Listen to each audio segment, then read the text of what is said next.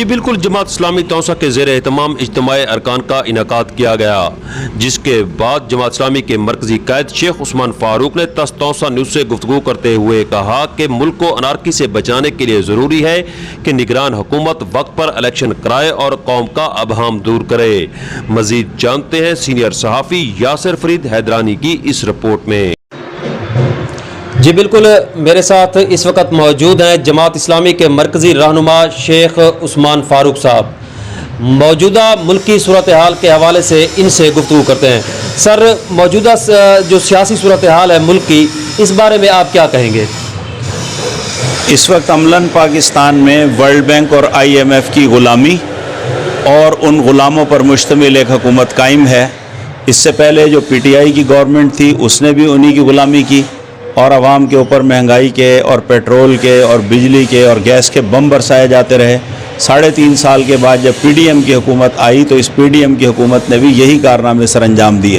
ہر 15 دن کے بعد 20 اور 30 روپے لیٹر کے حساب سے پیٹرول کی قیمتوں میں اضافہ ہوتا رہا، اسی طرح بجلی کی قیمتوں میں اضافہ ہوتا رہا اور اسی طرح گیس کی قیمتوں میں اضافہ ہوتا رہا۔ نتیجتاً اشیاء خورد و نوش اور ضرورت کی تمام اشیاء کی قیمتیں آسمان سے باتیں کرنے لگی اور ایک غریب آدمی کے لیے اپنے تن اور روح کا رشتہ برقرار رکھنا مشکل ہو گیا۔ اب جیسے ہی نگران آئے ہیں اور PDM کی حکومت رخصت ہوئی ہے تو اس کے ٹھیک 2 دن کے بعد ہی انہوں نے ایک بار پھر پیٹرول کا اور ڈیزل کا بم عوام کے اوپر مارا اور اس وقت عوام کی چیخیں نکل رہی ہیں۔ اسی طرح جو بجلی کے بل آ رہے ہیں، ان بلوں نے عوام کو بل بلا کے رکھ دیا ہے اور لوگ انتظار کرتے ہیں کہ جو ان کا بل آئے گا وہ کتنا بڑا ان کے لیے سہانے روح اور مصیبت بن کے آئے گا۔ جیسے ہی وہ بل کو دیکھتے ہیں کئی لوگوں کو ہارٹ اٹیک ہو جاتا ہے، کئی لوگ اپنے بچوں کے گلے دبانے پر مجبور ہو جاتے ہیں اور کئی لوگ خودکشیاں کر رہے ہیں، فینائل اور زہر آلود دوائیاں کھا کھا کے اپنے آپ کو موت کے منہ میں لے کے جا رہے ہیں۔ بدقسمتی کی بات یہ ہے کہ موجودہ حکمران نگران ہوں یا ان سے پچھلے جو حکمران تھے، ان ساروں نے مل جل کے جو عوام کو لوٹا ہے اور جو پیسہ یہ دوسرے ملکوں سے لاتے ہیں اس کو تو خود کھا جاتے ہیں اور ٹیکسوں کا سارا جو عوام کے اوپر بوجھ ڈال کے پھر عوام سے سب کچھ وصول کیا جاتا ہے۔ اس لیے اس وقت ہماری سیاست کا پورا نظام درہم برہم ہے، اس لیے کہ سیاست کے اندر تو طاقت کا مرکز اور منبع عوام ہوتے ہیں اور عوام کی اس وقت صورتحال یہ ہے کہ وہ چیخ رہے ہیں، بل بلا رہے ہیں، کوئی ان کا پرسان حال نہیں ہے۔ ان حالات کے اندر ہمارا یہ مطالبہ ہے کہ پاکستان کی حکومت فوری طور پر ایسے اقدامات کرے جن اقدامات کے نتیجے میں ایک عام آدمی کو ریلیف محسوس ہو اور اس مہنگائی کے جن کو کنٹرول کیا جائے۔ اشیاء خورد و نوش کی قیمتیں اور پیٹرول کی قیمتیں کم از کم 2 سال پیچھے کے جو نرخ تھے ان کے اوپر لے کے جائیں اور پاکستان میں سیاسی استحکام لانے کے لیے فی الفور انتخابات کا انعقاد کیا جائے اور ان انتخابات کے اندر رساگیروں کو، بدعنوان عناصر کو، قومی دولت لوٹنے والوں کو، آرٹیکل 62 کے مطابق کرپشن کرنے والوں کو اور لوٹ مار کرنے والوں کو روکا جائے اور جو آئین کی 62 اور 63 کے مطابق جو لوگ اس کے اوپر پورا اترتے ہیں اہلیت کے معیار پر، ان کو انتخابات میں حصہ لینے دیا جائے اور انتخابات کو جو ہے وہ دھاندلی کا گڑبڑ گھٹالہ بنانے کی بجائے شفاف اور ٹرانسپیرنٹ الیکشن کرائے جائیں۔ لوگ جس کے ڈبے میں ووٹ ڈالیں نتائج اس کے مطابق برآمد ہونے چاہیے۔ ہوتا یہ ہے کہ نتائج جو ہے وہ لوگ کسی اور کو ووٹ دیتے ہیں اور جیت کا اعلان کسی اور کا ہوتا ہے۔ یہ کھیل جو اس ملک میں جاری ہے، اس کھیل کو اب بند ہونا چاہیے۔ اگر یہ کھیل بند نہ ہوا تو پاکستان بڑی تیزی سے انارکی کی طرف جا رہا ہے اور ایک بڑی بدامنی کی طرف جا رہا ہے جو شاید کسی کے سنبھالنے سے نہیں سنبھالی جا سکے گی۔ سر، آپ نے مہنگائی کی بات کی ہے، مہنگائی کے حوالے سے جماعت اسلامی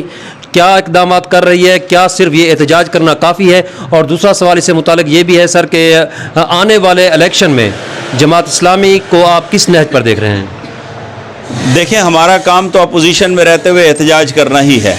اس کے علاوہ یہ ہے کہ ہم اپنی زندگی سادگی سے گزارتے ہیں۔ ہمارے رہنماؤں سے لے کے کارکنوں تک سب لوگ عام گلیوں محلوں کے اندر رہتے ہیں، انہی بازاروں میں کاروبار کرتے ہیں، انہی کھیتوں کھلیانوں میں ہل چلاتے ہیں اور لوگوں کے درمیان رہتے ہیں، چھوٹی گاڑیاں استعمال کرتے ہیں اور عوام کے درمیان رہ کر اپنے بچوں کو عام اسکولوں میں تعلیم دیتے ہیں۔ یہ ہمارا عملی مظاہرہ ہے اس کے علاوہ یہ ہے کہ ہمارے پاس امانت اور دیانت کے حوالے سے جب بھی کوئی چیز آئی ہے تو اللہ کے فضل و کرم سے ہم نے امانت و دیانت کا پورا پاس لحاظ کیا ہے، اور پچھلے سال آپ نے سیلاب میں اور اس سے پہلے زلزلوں میں اور کرونا میں اور دیگر مصیبتوں میں اور وبائی امراض میں بھی دیکھا ہے کہ جماعت اسلامی کے پاس جب کوئی امانت تھی تو اس نے اس امانت کا حق ادا کیا اور جو اس کے مستحق تک ان تک پہنچایا۔ اس لیے ہم سمجھتے ہیں کہ حکومت بھی ایک امانت ہوتی ہے، ووٹ بھی ایک امانت ہے۔ ہم قوم سے اپیل کرتے ہیں کہ ووٹ کی امانت اس کے امانت داروں کے سپرد کریں۔ اپنی بیٹی کو کسی نشئی اور کسی بھنگی اور کسی بدعنوان اور بدکماش کے حوالے ہم اس لیے نہیں کرتے کہ وہ جگر کا ٹکڑا ہوتی ہے، جان کا حصہ ہوتی ہے،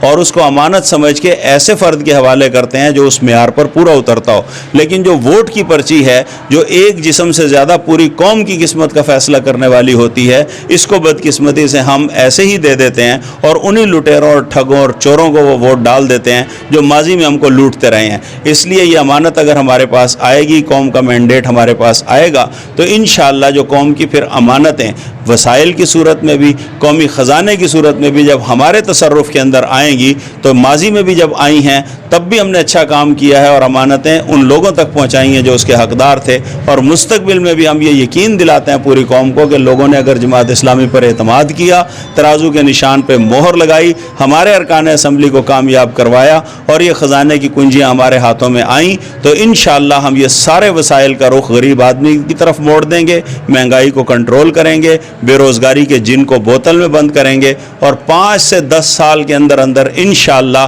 پاکستان کو ورلڈ بینک کی، IMF کی، ایشیائی ترقیاتی بینک کی تمام بیڑیوں سے نجات دلوا کے ایک آزاد اور خود مختار قوم کی حیثیت سے اپنے پاؤں پر کھڑا کریں گے۔ جی آپ نے سنا،